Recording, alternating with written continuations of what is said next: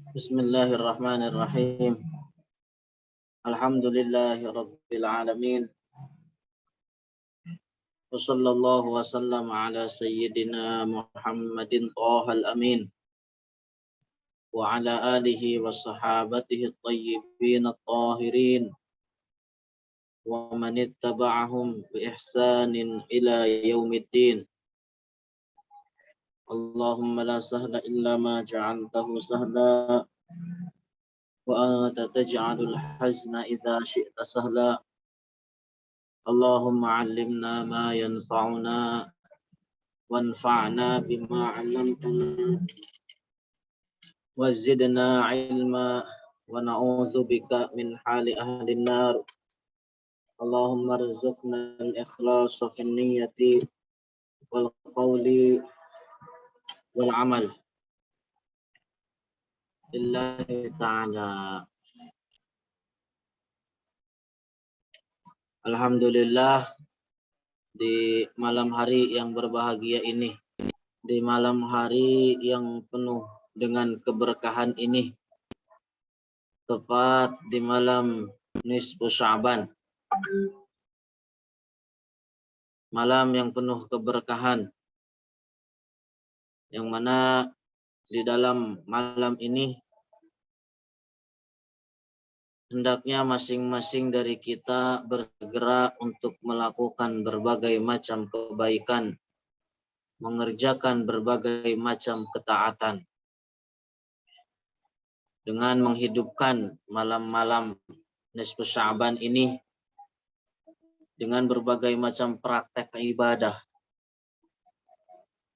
baik itu dengan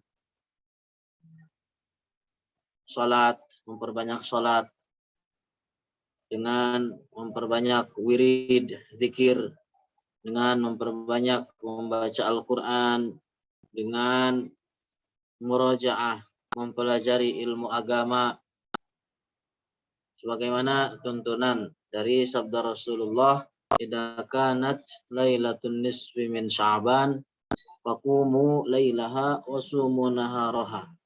Jadi dalam hadis ini ada motivasi buat kita untuk menghidupkan, ada dorongan bagi kita untuk menghidupkan malam-malam nisfu Sya'ban dengan berbagai macam kebaikan.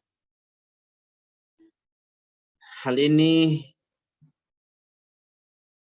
adalah demi mempersiapkan diri kita untuk menyongsong bulan mulia, bulan Ramadan.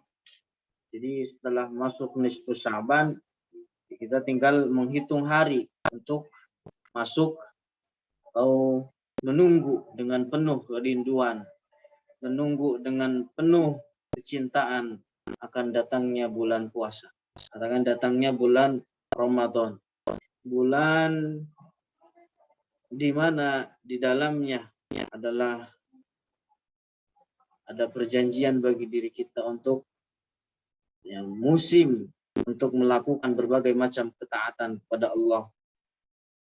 Waktu yang tepat untuk mempersiapkan bekal di dalamnya untuk menyambut kehidupan akhirat. Ramadan yang merupakan sayyidus syuhur. Ramadan yang merupakan di dalamnya penuh dengan berbagai macam kegembiraan. Yang mana juga terutama di dalam Ramadan ada malam yang dikenal dengan malam Lailatul Qadar.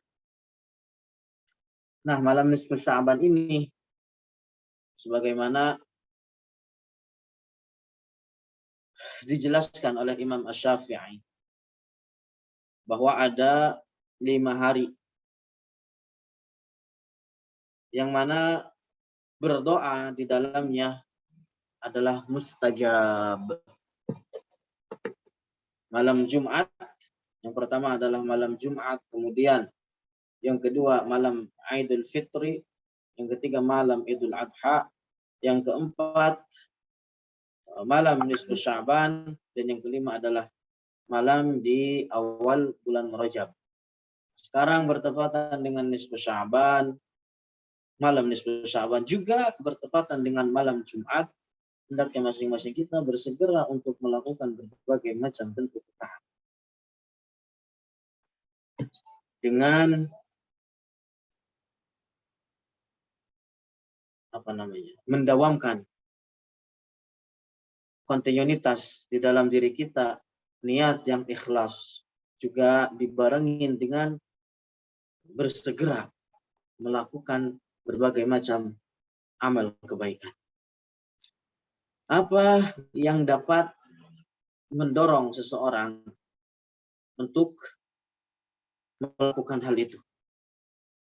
Syekh sering berwasiat kepada kita bahwa di antara perkara yang dapat menolong atau dapat mendorong seseorang menjadi motivasi bagi seseorang di dalam melakukan berbagai amal kebaikan adalah dengan memperbanyak mengingat kematian. Adalah dengan memperbanyak mengingat kematian. Kenapa? Karena orang yang banyak mengingat kematian berarti dengan demikian orang tersebut juga banyak mempersiapkan diri untuk kehidupan akhirat. Makanya masing-masing dari kita jangan pernah terputus dari menghadiri majelis ilmu. Juga hendaknya masing-masing dari kita saling mengingatkan satu sama lain akan hal ini. Karena di dalam tolong menolong di dalam mengingatkan sesama dalam kebaikan adalah sesuatu perkara yang baik pula. Tolong menolong di dalam kebaikan adalah juga kebaikan yang begitu besar. Terutama saling mengingatkan di dalam tahsilul ilm, di dalam menghasilkan ilmu. Karena sebagaimana yang dinyatakan oleh Al-Hafidh Murtadha Az-Zabidi bahwa tahsilul ilm atau menghasilkan, menuntut ilmu sesuatu yang bermanfaat bagi dirinya itu adalah lebih baik daripada menyibukkan diri dengan perkara-perkara sunnah. Ada satu kaidah yang masyhur juga, mungkin sudah sering kita dengar, mungkin sudah kita hafal juga, bahwa para ulama mengatakan man syaghalahul fardu 'anil nafli fahuwa ma'dzur wa man syaghalahun naflu 'anil fardi fahuwa maghrur. Jadi orang yang disibukkan dengan perkara yang wajib sehingga akhirnya dia meninggalkan perkara yang sunnah, maka orang tersebut diberikan uzur, ma'dzur orang tersebut. Tapi sebaliknya orang yang menyibukkan dengan perkara sunnah sehingga akhirnya dia meninggalkan perkara yang wajib, maka orang tersebut maghrur, tertipu oleh setan. Adalah setan menghiasi perbuatan sunnah tersebut sehingga akhirnya orang lebih condong orang tersebut lebih condong melakukan perbuatan sunnah ketimbang melakukan perbuatan yang wajib.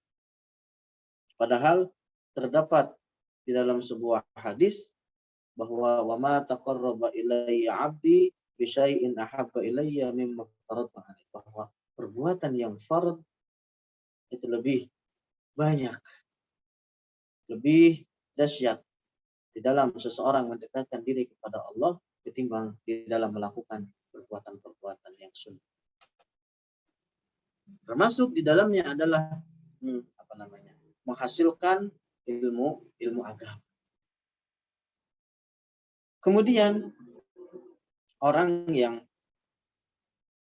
melakukan berbagai macam praktek ibadah dengan sebenarnya, menjalankan setiap kewajiban-kewajiban, melakukan meninggalkan setiap perkara-perkara yang diharamkan, maka ini adalah sebaik-baiknya perbekalan yang bisa dilakukan seseorang di dalam menuntut, di dalam menyongsong kehidupan akhirat. Sebaik-baiknya perbekalan adalah takwa Allah. Adalah takwa Allah.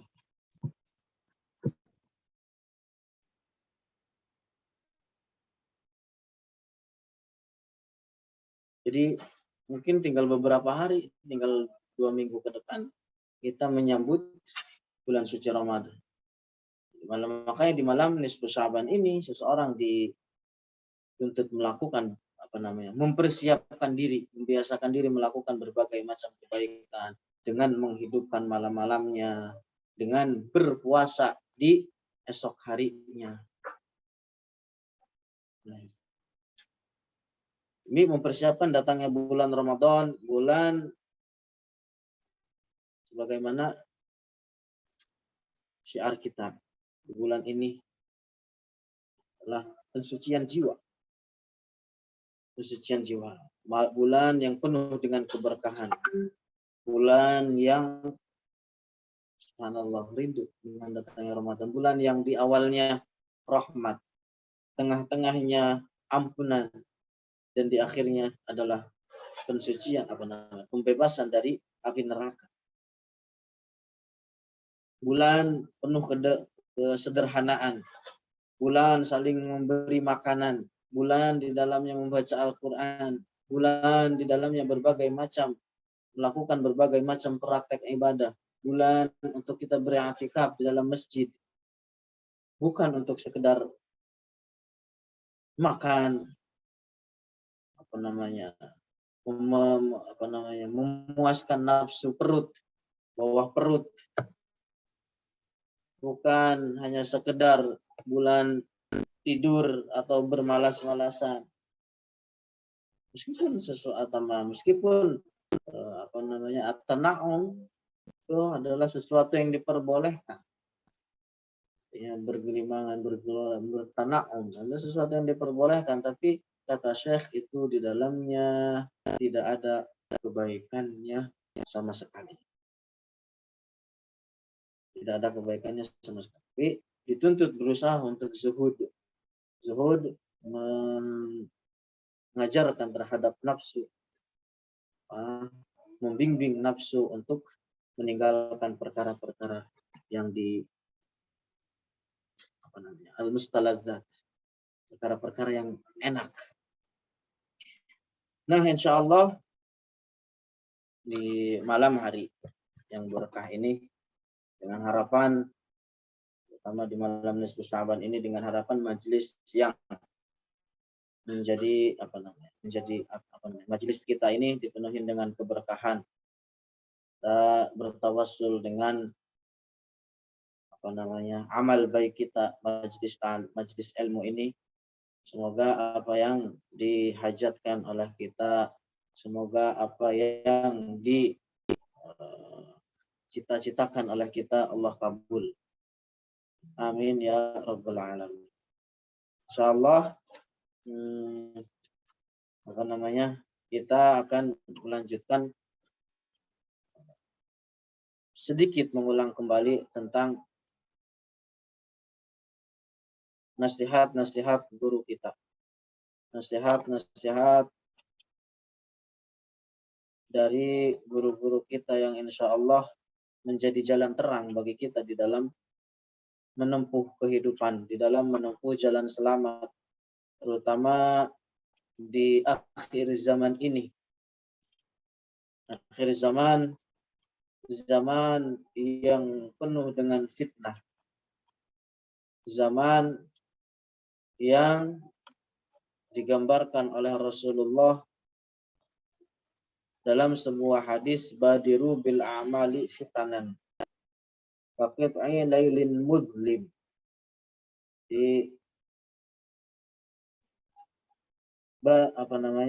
Badiru bil a'mali fitanan. Jadi Rasulullah menggambarkan kepada kita kelak di akhir zaman ada suatu zaman yang penuh dengan fitnah. Lantas apa yang harus dilakukan oleh seseorang? Rasulullah memberikan jalan keluar adalah dengan badiru bil a'mal. dengan bersegera melakukan berbagai amal kebaikan, dengan bersegera melakukan berbagai macam ketaatan. Saking dahsyatnya fitnah di akhir zaman ini, Rasulullah menggambarkan badiru bil a'mali fitanan kaqit'i lailin mudlim. Jadi saking dahsyatnya digambarkan oleh Rasulullah fitnah tersebut itu seperti potongan-potongan kegelapan. Digambarkan lagi di dalamnya yusbihur rajulu fiha mu'minan wa yumsi kafiran. Di mana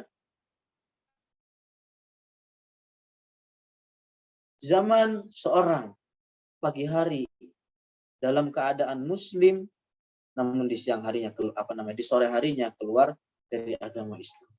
Atau sebaliknya, di sore harinya orang tersebut dalam keadaan muslim, di pagi harinya keluar dari agama Islam. Makanya orang yang cerdas, orang yang beruntung, orang yang berakal adalah mereka yang tidak pernah puas dari meminta atau dari mencari tambahan akan ilmu agama. Kenapa? Maka sangat beruntung. Karena sangat beruntung mereka orang yang bisa membedakan antara kufur dan iman. Orang yang bisa membedakan antara halal dan haram.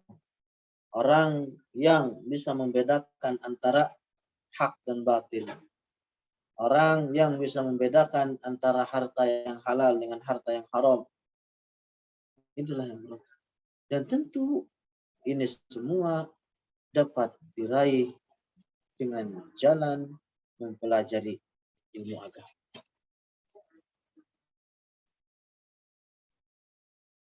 Banyak nasihat-nasihat guru kita yang sering kita dengar.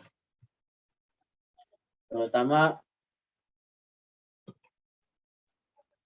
dari guru kita Syekh Abdullah Al-Harari yang mungkin sering kita dengar. Bahwa al-malu anta tahrusuhu. Wa amal ilmu fahuwa yahrusuhu. Bahwa ketika orang memiliki harta, maka orang tersebutlah yang akan dibuat pusing bagaimana cara menjaga harta tersebut. Orang misalkan beli HP baru, gambarannya begitulah gampangannya. Orang misalkan membeli HP baru, orang tersebut dibuat pusing bagaimana cara menjaga HP tersebut. Aduh, ini HP kalau saya pakai terus, baret-baret juga ya, layarnya lama-lama, pusing. Hingga akhirnya apa? Dikasih anti gores. Waduh, pusing lagi. Ini HP kalau jatuh, mungkin bisa pecah. Pusing. Akhirnya dikasih pelindung. Begitu. Akan tetapi berbeda halnya ketika seseorang memiliki ilmu agama, maka ilmu tersebutlah yang akan menjaga orang itu. Jaga dari terjatuh sesuatu, menjaga dari terjatuh terhadap sesuatu yang membahayakan dirinya, baik dari perkara dunia ataupun perkara, terutama perkara yang berkaitan dengan agama.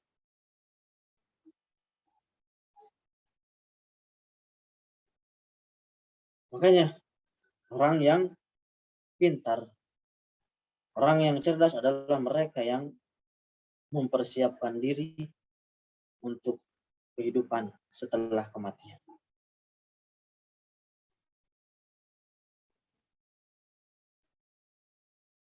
Allah.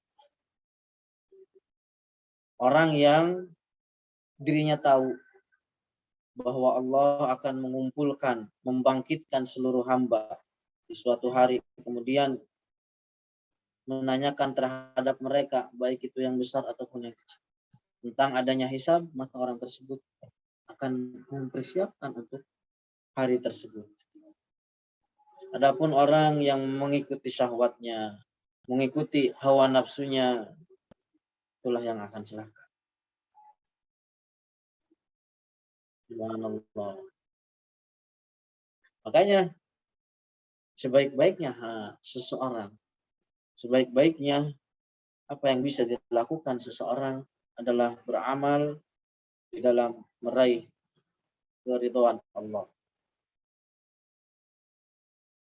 Sesungguhnya Allah menyiapkan dengan karunia-Nya bagi orang-orang mukmin dan adanya surga. Tetapi juga Allah menyiapkan dengan maha keadilannya terhadap orang-orang yang bermaksiat, terhadap orang-orang yang zalim akan api neraka. Makanya bangkit, bergerak, setelah bangkit dalam beribadah kepada Allah.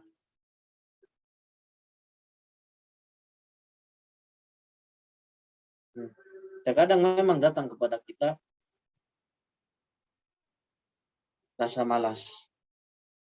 Terkadang memang datang kepada kita rasa yang lalai. Tapi jangan sampai itu berlarut-larut.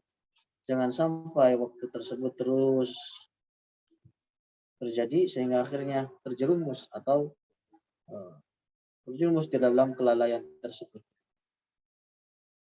Ada satu kisah yang menceritakan tentang bagaimana seseorang istiqomah di dalam ketaatan. Ya, kisah tersebut adalah tentang kisah Sabit Al-Bunani. Kisah tentang Sabit Al-Bunani. Diceritakan bahwa ketika Sabit Al-Bunani ini meninggal, selesai dikuburkan, kemudian ada yang menguburkan itu ada sesuatu yang jatuh ke dalam kuburan. Ya, akhirnya masuk ke dalam kuburan kembali, ingin mengambil sesuatu yang jatuh tersebut, lalu orang yang masuk ke dalam kuburan itu mendapati bahwa Sabit posisinya dalam keadaan melakukan sholat di dalam kuburannya. Lalu heran, orang tersebut mendatangi keturunannya, tanyakan apa yang dilakukan oleh Sabit ketika masa hidupnya. Dan dijawab, selama 50 tahun Sabit melakukan sholat di malam hari sebanyak 50 rakaat. Lalu ketika memasuki waktu sahar, waktu mendekati subuh, beliau berdoa, ya Allah, kalau seandainya Engkau berikan kenikmatan terhadap seseorang untuk bisa melakukan sholat di dalam kubur, maka berikanlah kenikmatan tersebut itu kepada. Sehingga akhirnya Allah mengijabah doa orang tersebut. Karena beliau istiqomah, beliau menjaga apa yang menjadi kebiasaan beliau, yaitu salat sehari 50 rakaat. Nah, kalau seandainya kita tidak mampu, bagaimana Ustaz 50 rakaat? Ya, berusahalah sebisanya. Bisa mungkin. 10 rakaat satu malam dengan niat ikhlas lebih baik ketimbang 2 rakaat kagak ikhlas. Lebih baik sehari 10 rakaat setiap malam itu lebih baik dengan dasar niat ikhlas, itu lebih baik ketimbang 2 rakaat kagak ikhlas. Dimulai dari sekarang. Makanya yang menuntut orang orang yang menuntut kebahagiaan hari akhirat, orang yang mencari kenikmatan akhirat adalah dia yang menjadikan hari ini lebih baik daripada hari kemarin. Bagaimana menjadikan hari ini lebih baik daripada hari kemarin? Artinya bagaimana? Dia senantiasa kontinuitas, istiqomah di dalam mencari tambahan akan ilmu agama. Begitu. Dengan demikian, ketika seseorang meminta tambahan atau mencari tambahan akan ilmu agama, berarti dengan demikian orang tersebut upgrade kualitas, menjadikan hari ini lebih baik daripada hari kemarin.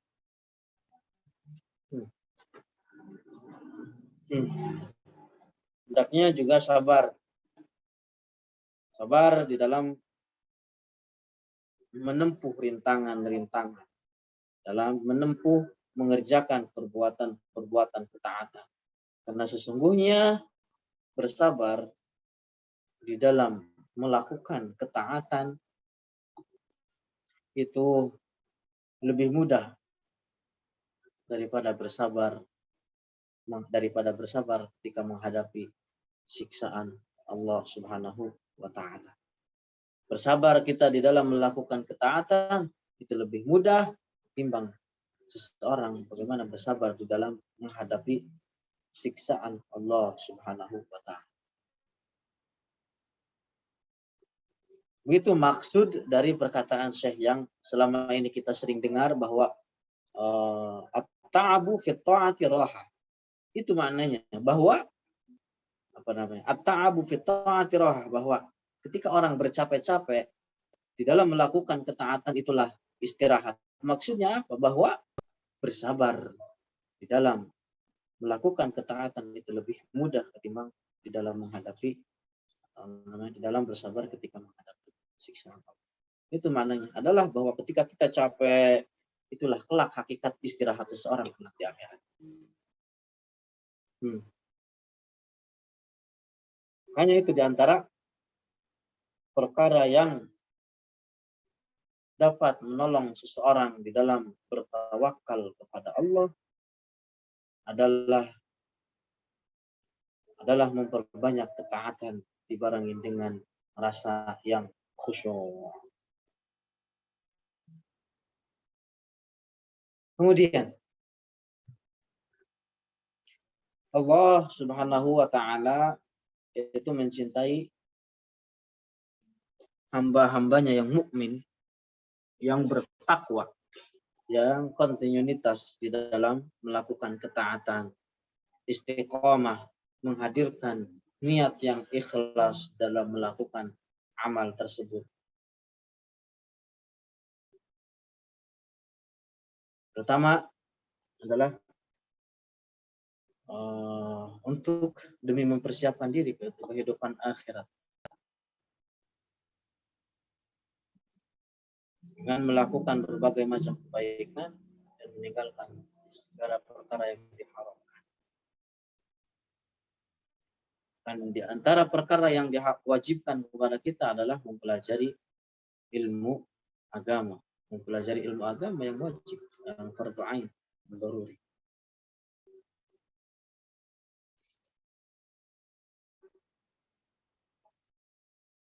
Dia mengetahui perkara yang wajib diketahui dari ilmu agama.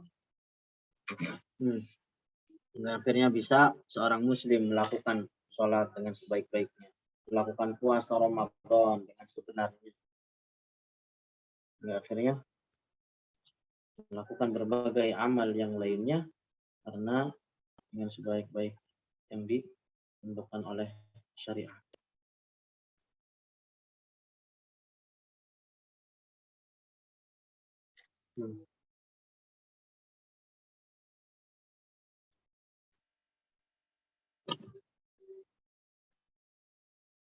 Ada yang bertanya, bagaimana cara agar kita tidak terlalu dalam kemalasan dalam beribadah? Tadi jawabannya adalah dengan memperbanyak kematian. Dengan memperbanyak kematian. Coba sesekali ziarah kubur. Karena hal itu yang atau di antara yang dapat mengingatkan kita dengan kematian adalah melakukan ziarah kubur. Dengan memperbanyak kematian itulah kita bisa menjadi motivasi untuk melakukan berbagai macam ketaatan. Apakah ada doa atau wiridnya? Ada.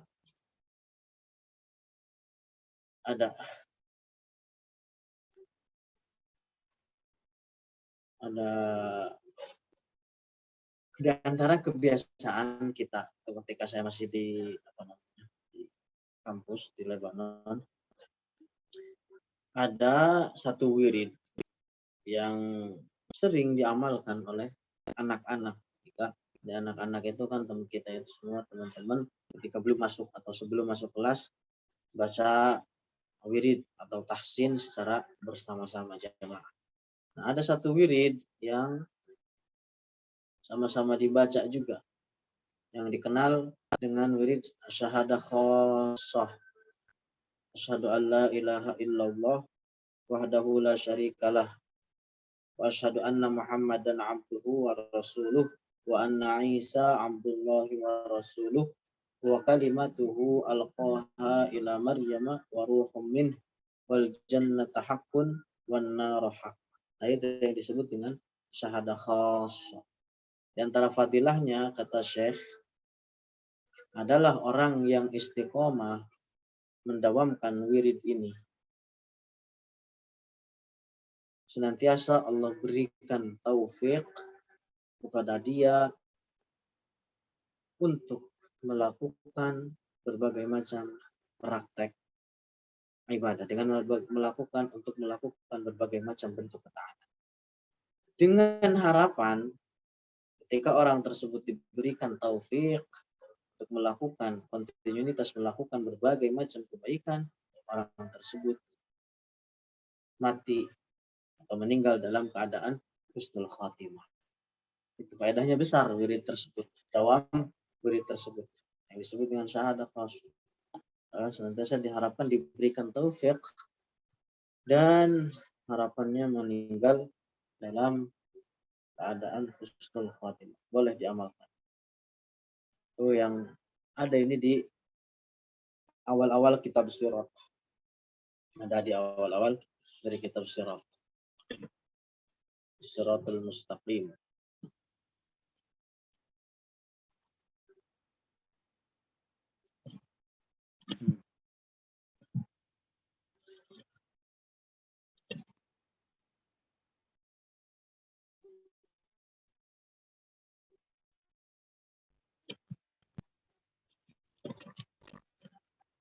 Hmm.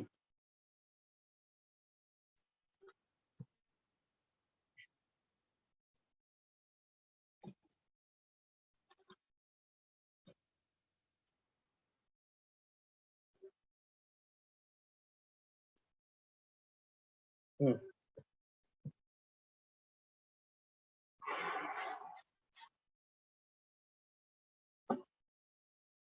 Itu jadi ini wasiat dari saya juga adalah bahwa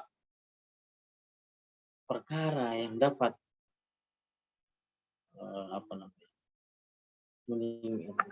perkara yang dapat menolong seseorang dari meninggalkan perkara-perkara tanah, perkara-perkara al-mustaladzat adalah mengingat kematian. Jadi orang ketika memperbanyak kematian itu bisa menolong dia dari dunia ini, dari dunia ini untuk bersama-sama menuntut menyongsong hari akhirat.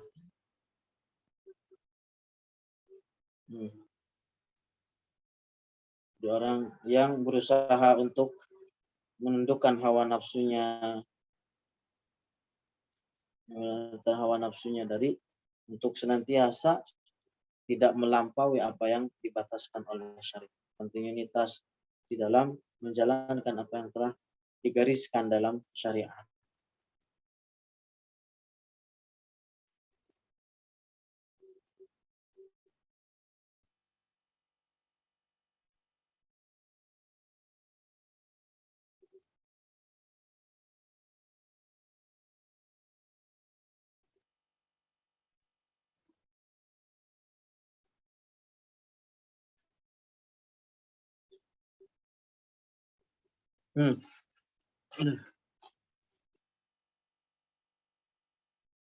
Nanti saya jawabin satu yang di pertanyaan yang di chat. Kita lanjut sebentar lagi. Nah, orang ketika memperbanyak mengingat kematian, hendaknya dia tadi itu bisa menolong seseorang untuk mempersiapkan diri bagi kehidupan akhirat, untuk menyelamatkan diri dari siksaan kubur, siksaan akhirat, untuk berharap mendapatkan kebahagiaan yang abadi, yang tidak ada di dalamnya rasa galau dan gundah. Nah, itu adalah sesuatu yang dapat menolong kita adalah dengan memperbanyak mengingat kematian. Banyak orang yang banyak mengingat kematian, melemah keinginan dia terhadap dunia. Berkurang ta'alluqnya dia terhadap dunia.